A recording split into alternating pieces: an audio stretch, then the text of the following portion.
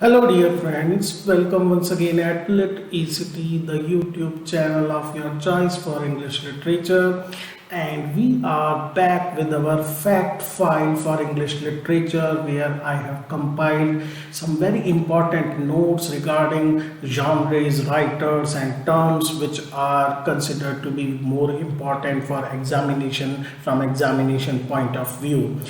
These facts, dear friends, are based on previous year question papers and the pattern generally the writers or their works or the correctors which are generally we considered important, and I hope they will be very helpful for your preparation.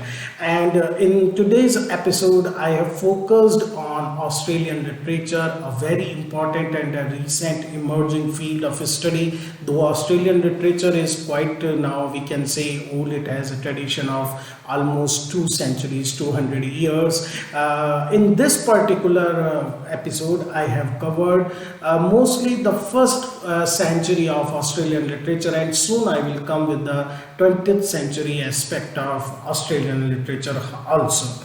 Okay, the first fact which we will discuss is rather we can say recent thing and a very important one also. This is about angry penguins. Okay, dear friends, if we talk about angry penguins, it is originally the title of Australian modernist literary journal.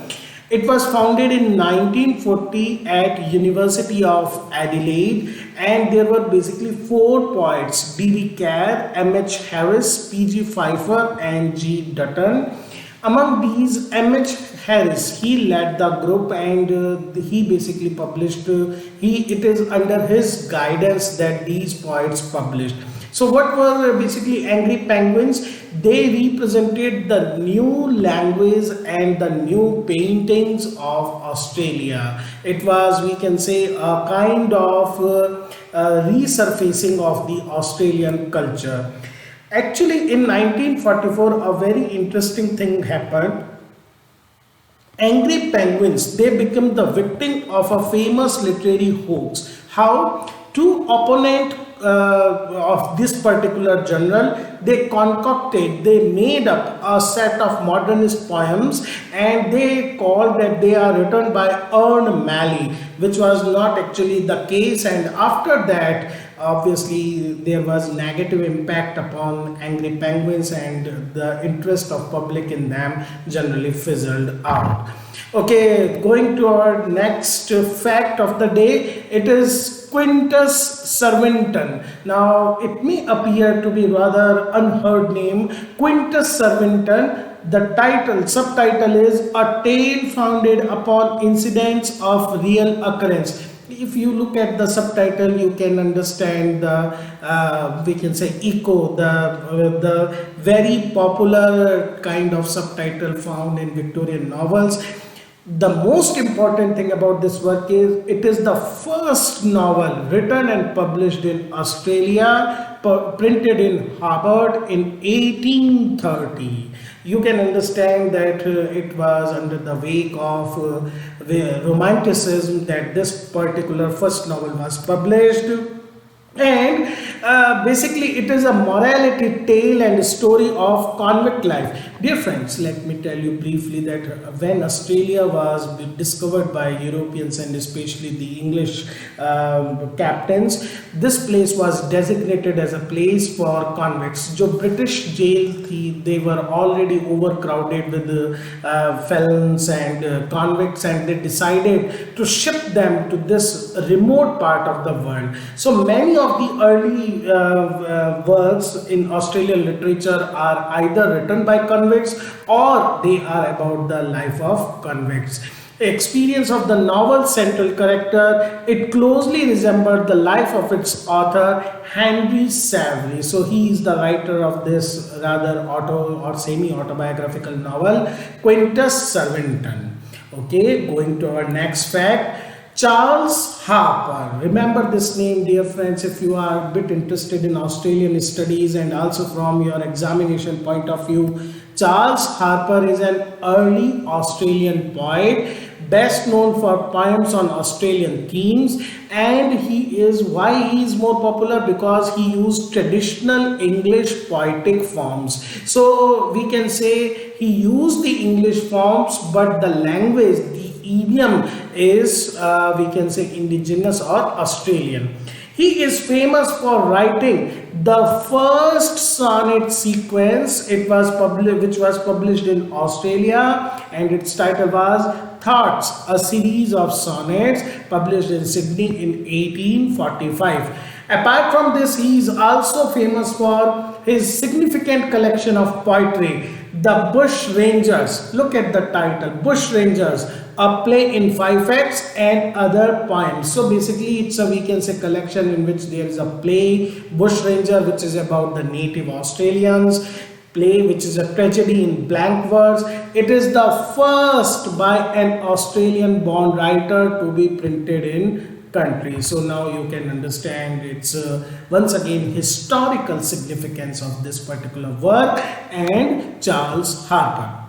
Okay, very interesting one, important one, and many of you may have heard about this particular work. It is Ralph Rashley. Now Ralph Rashley is a novel which was supposed to be written by a convict, James Tucker, in 1844-1845.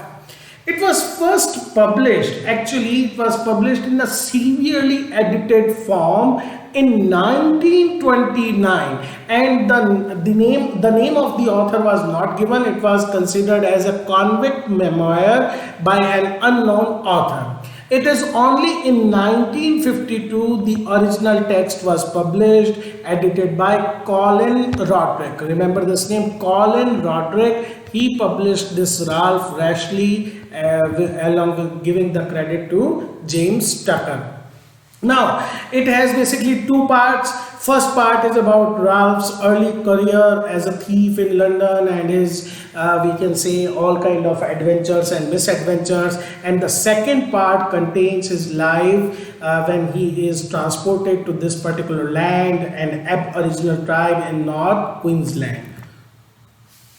Now I'm going to talk about this very important movement, Jindyworobak Movement. Jindyworobak Movement, it is a nationalistic Australian literary movement of 1930s to mid 40s. It sought to promote native ideas and traditions, especially in literature.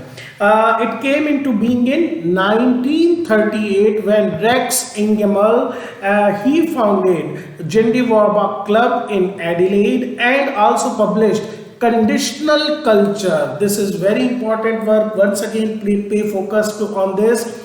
It is a prose manifesto explaining the aims and method of this particular movement, and he also produced first Jindyworobak anthology of poetry.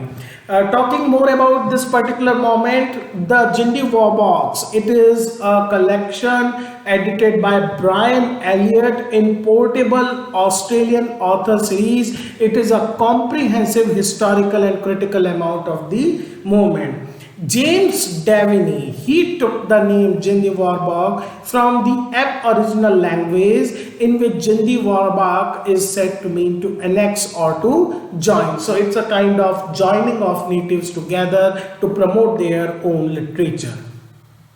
Another very popular work we are going to talk about is Bush Ballads and Galloping Rhymes. It is a collection of poems published in 1870, written by Adam Lindsay Gordon, one of the first poets to write in a distinctly Australian idiom. It's always, dear friends, it's always a process in a colonized colony which is colonized, where first there is an imitation, then there are attempts to write in their own idiom. We can also see the same pattern in African and also Asian literature.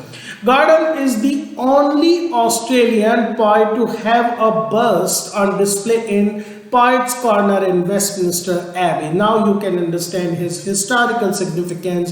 He is the single person who basically considered Australian and has memorable bust or statue in Westminster Abbey.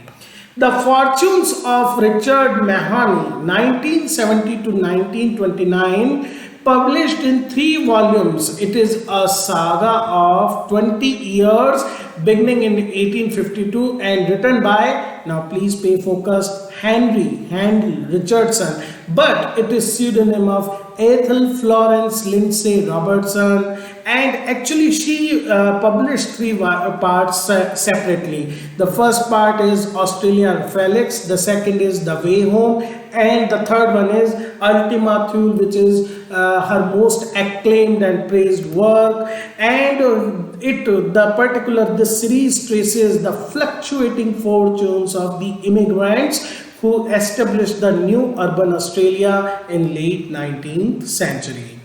Okay, Mary Gilmore, very important name, Australian poet and journalist whose outspoken advocacy of universal social justice and the forgotten aspects of Australian rural life made her a legend, even her own long lifetime. You can see her age, almost 97 years she has spent on this earth. In 1903, A.G. Stephens featured Gilmore's poetry in The Bulletin. Please remember this name also, The Bulletin. The Bulletin is one of the earliest and most important periodical published in Australia. 1908 she became the first editor of women's page of the Sydney Worker.